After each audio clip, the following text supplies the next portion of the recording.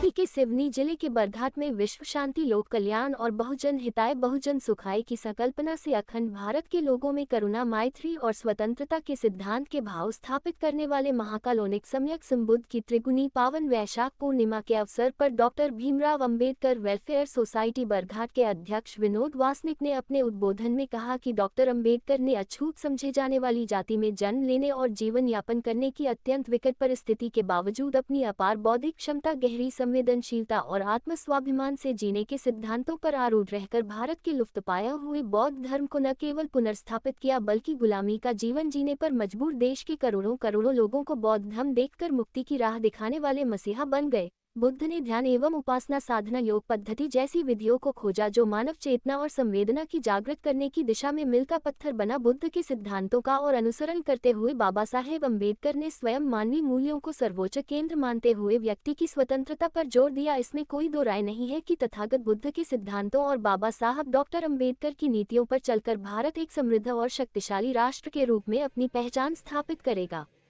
इस पावन जयंती के अवसर पर वक्ताओं ने कैलाश लांजेवर जी ने के बुद्ध जीवन पर उद्बोधन दिया। रमला बागेश्वर ने पूर्णिमा का महत्व, सुनीता बागेश्वर ने आधुनिक युग में बुद्ध धर्म का महत्व, सुनीता डोंगरे ने उपोषक, योगेंद्र उके ने समाधि क्या है, देवेंद्र सोनट के मेंती, अविनाश रावत बौद्ध धर्म का उद्देश्य समीक्षा, मेश्राम बुद्ध धर्म पर विचार। इस जयंती कार्यक्रम में नृत्य, गीत, भाषण एवं नाटक का कार्यक्रम भी नन्हे मुन्ने बच्चों द्वारा प्रस्तुत किया गया, जिसमें चारुल अभिषेडे, श्रेया आर्या, गणवीर, शाश्वत भैसारे, सुरेंद्र गेदाम, अरविंद वासनिक, नितिन भालेका, दीपक मेश्राम, विनोद मेश्राम, सुषमा लांजेवर, रश्मि वासनिक, लक्ष्मी गेदाम, महेंद्र गुदेकप, मुनिराज वरज, लकेश रावत, बंटी मासूरकर का कार्यक्रम सफल बनाने में सहयोग रहा। कि इतना बड़ा जो धर्म और इतना अच्छा धर्म दुनिया का, ये क्यों कि कुछ लोगों, मुट्ठी भर लोगों तक क्यों सिकड़ा हुआ है, क्यों सीमित है? इसको विस्तारित कैसे करें? ये सारा का सारा सिस्टम तो बुद्ध ने बना दिया ना, बता दिया ना। सम्राट अशोक के समय कितना बड़ा बुद्ध हमारा धर्म था, उसके बाद तक कैसा रहा, उसके पहले तक कैसा रहा, और अब क्यों नहीं है? हमको क्या करना चाहिए? तो आप इस चीज को समझो। आज एक यूनिवर्सिटी, 18 यूनिवर्सिटी था, आज एक यूनिवर्सिटी नहीं है। और अभी मैं क्या बताऊं, कुछ लोग, मतलब मैंने उनसे बात किया एक दिन, जो रेंगा टोला के आचार्य हैं प्रोफेसर दिनेश मेश्राम जी से, तो उन्होंने बात मेरी सुनने समझने से पहले मुझे तुरंत पूछा कि आपने शिविर की हो कि नहीं की, विपश्यना की हो कि नहीं की? मैंने कहा सर मैंने नहीं किया। तो बोले आपने तो कुछ नहीं किया, आप कुछ भी नहीं जानते, आपको कुछ भी नहीं समझता। भाई आप विपश्यना को जोर समझाओ, लोगों को सिखाओ, ध्यान भी जरूरी है। जैसे यहाँ आके लोग योग सिखा करते हैं, व्यायाम करते हैं, जॉगिंग करते हैं, वॉकिंग करते हैं, डांस करते हैं, और भी विभिन्न तरीके से जो है व्यायाम के तरीके होते हैं। ये स्थूल तरीका है हमारे शरीर को सही रखने का।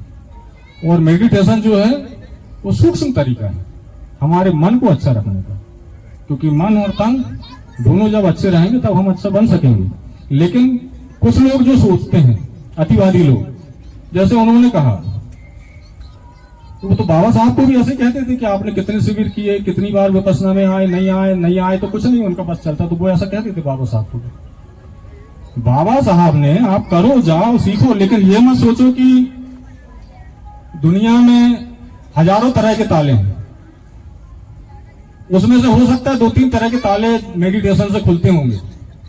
लेकिन ये मत सोचो कि वो हजारों तरह के ताले, समस्या रूपी ताले, सब मेडिटेशन से खुलते हैं, या वो कोई मास्टर की है, या सारी समस्याओं का समाधान उसी में निहित है, अंतर्निहित है। आंख बंद करके एक जगह आप घंटों खराब कर रहे हो, रोज करिए, आप करवाइए लोगों को, पुरुषार्थ से, पराक्रम से, उद्योग और वाणिज्य और पढ़ने और लिखने में जो समय लग रहा है वो वहां इन्वेस्ट कराइए। लेकिन ये मत सोचिए कि यही सब कुछ है, इसके अलावा कुछ नहीं है। दुनिया में जो भी है सब अंधेरा है। फिर भैया जो सत्यनारायण गोविंदका जी जो हैं 1969 में, 54-55 साल हो गए, मेरा भी जो बर्थ है उसी साल में हुआ था जब वो बर्मा से मेडिटेशन सीख के आए थे और यहाँ उन्होंने सिखाना शुरू किया। मैं कल ही गूगल में देख रहा था कि उनके कितने मेडिटेशन सेंटर हैं भारत में, तो 105 से ज्यादा है। पावन इसलिए कह रहा हूं कि तथागत ने जिन भी शब्दों को बोला है, जिन भी गुणों की चर्चा किया है, उनमें सम्यक शब्द का विशेष महत्व बताया गया है। और आप सभी को मालूम है, हर जगह सम्यक शब्द लगाया जाता है और उसी सम्यक शब्द का उच्चतर महत्व होता है। तो चलें समाधि की ओर। हम हमारे दैनिक जीवन में, संपूर्ण संसार में जहाँ कहीं भी समाधि शब्द का उच्चारण होता है, अक्सर हमें समाधि शब्द में भ्रांतिमय और द्वंद्व महसूस होता है। भ्रांति इसलिए, कई बार यह सुनने में आता है कि फला व्यक्ति ने अपना शरीर त्याग दिया, समाधि प्राप्त कर लिया। फला व्यक्ति, फला संत समाधि ले रहा है। फलाना व्यक्ति समाधि के मार्ग पर चल रहा है।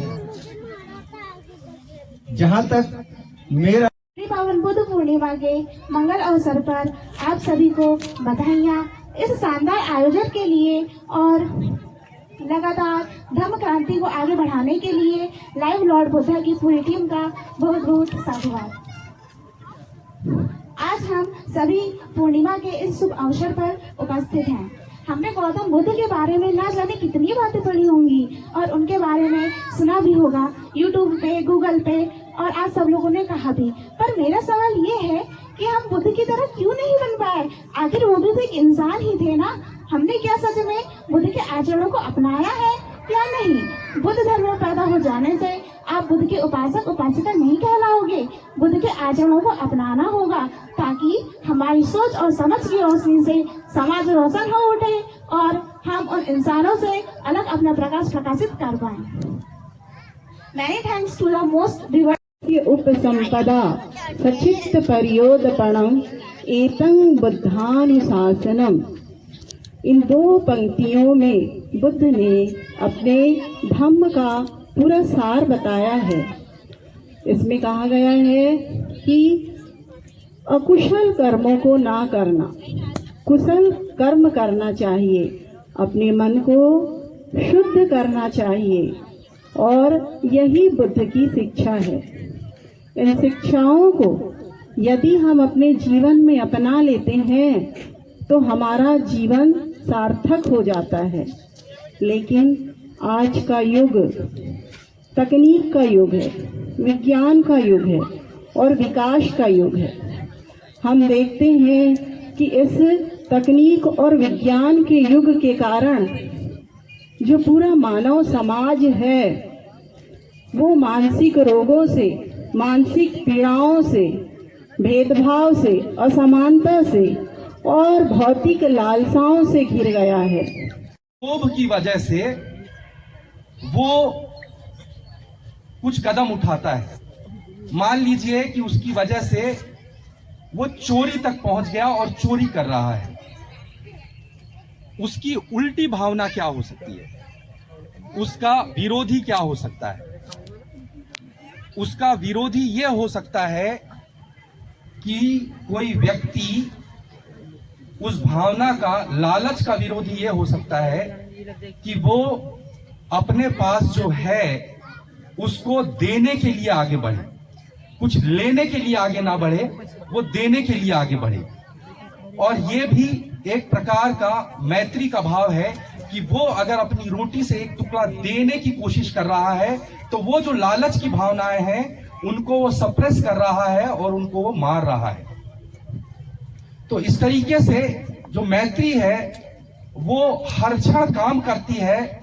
और जितनी भी बुद्ध की शिक्षाएं हैं उनको हम अगर व्यापक नजरिए से देखते हैं तो प्रज्ञा, शील, करुणा, साधना और मैत्री जो है वो उनके धम्म के मुख्य स्तंभ हैं। और मैं इन्हीं पंक्तियों के साथ बाबा साहब को धन्यवाद ज्ञापित करना चाहूँगा कि उन्होंने हमें बुद्ध से मिलाया, बुद्ध की शिक्षाओं से मिलाया, ताकि आज हम बुद्ध को अपना पाए हैं और बुद्ध के मार्ग पर चलने का प्रयास कर रहे हैं। आप सभी को पुनः त्रिगुण पावन बुद्ध पूर्णिमा की बहुत बहुत बधाई, मंगल कामनाएं। नमो बुद्धाय, जय भीम।